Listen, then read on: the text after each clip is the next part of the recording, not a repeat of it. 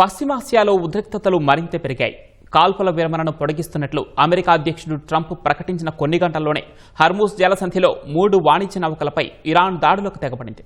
వాటిలో 2 నౌకలను IRGC Iran తీరానికి మళ్లించింది.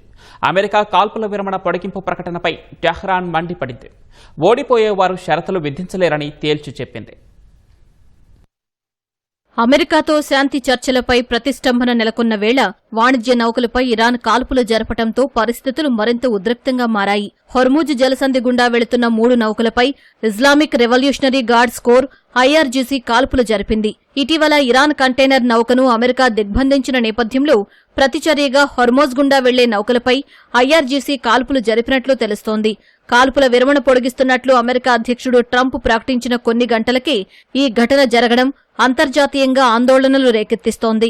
British మిలిటరీకి చెందిన United Kingdom maritime trade operations తెలిపిన వివరాల ప్రకారం ఉదయం 7:55 ఓ కంటైనర్ నౌకపై ఐఆర్జీసీ కాల్పులు జరిపింది.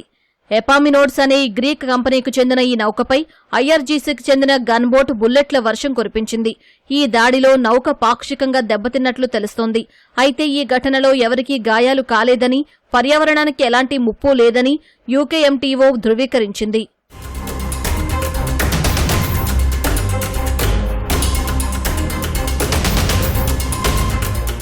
అనంతరం మరో 2 నౌకలపై కూడా ఐఆర్జీసీ కాల్పులకు పాల్పడింది. సైన్యం హెచ్చరికలను బేఖాతరు చేయడం వల్లే ఆయా నౌకలపై కాల్పులు జరిపినట్టు ఇరాన్ అధికారిక మీడియా తెలిపింది. పనామా జెండా కలిగిన యూఏఈ సంస్థకు చెందిన యుఫోరియా అనే నౌకపై ఐఆర్జీసీ దాడి చేసింది. ఇరాన్కు పశ్చిమంగా 8 నాటికల్ మైళ్ల దూరంలో ఈ ఘటన జరిగింది. నౌకలోని సిబ్బంది క్షేమంగా ఉన్నట్టు యూకేఎంటీఓ తెలిపింది. పనామా జెండా కలిగిన ఎంఎస్సీ ఫ్రాన్సిస్కా అనే నౌకపై ఇంకో దాడి జరిగింది. ఇరాన్ తీరానికి సుమారు 6 నాటికల్ మైళ్ల దూరంలో ఈ దాడి జరిగింది. ఈ ఘటనలో ఎంఎస్సీ ఫ్రాన్సిస్కా పాక్షికంగా దెబ్బతిన్నట్టు యూకేఎంటీఓ పేర్కొంది. ఎంఎస్సీ ఫ్రాన్సిస్కా, ఎపామినోడ్స్ నౌకలు అనుమతి లేకుండా నావిగేషన్ వ్యవస్థలను తారుమారు చేస్తున్నాయని ఆరోపిస్తూ వాటిని ఐఆర్జీసీ స్వాధీనం చేసుకుంది. ఆ నౌకలను ఇరాన్ తీరం వైపు మళ్లించినట్టు ప్రకటించింది.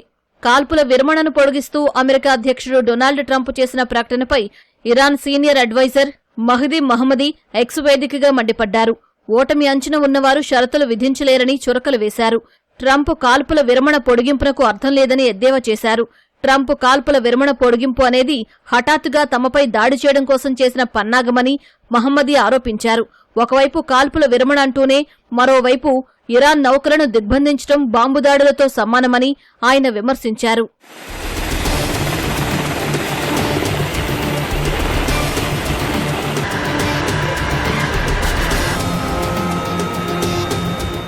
హోర్ముజ్ జలసంధిలో నౌకలపై ఇరాన్ కాల్పులు జరపడం ప్రపంచ ఇంధన సరఫరా వ్యవస్థకు పెనుముప్పుగా మారుతుందని అంతర్జాతీయ వ్యవహారాల నిపుణులు అభిప్రాయపడ్డారు. ఈ పరిణామాలు అమెరికా, ఇరాన్ మధ్య శాంతి చర్చల ప్రక్రియను మరింత జటిలం చేస్తాయనే ఆందోళనలు వ్యక్తం చేస్తున్నారు.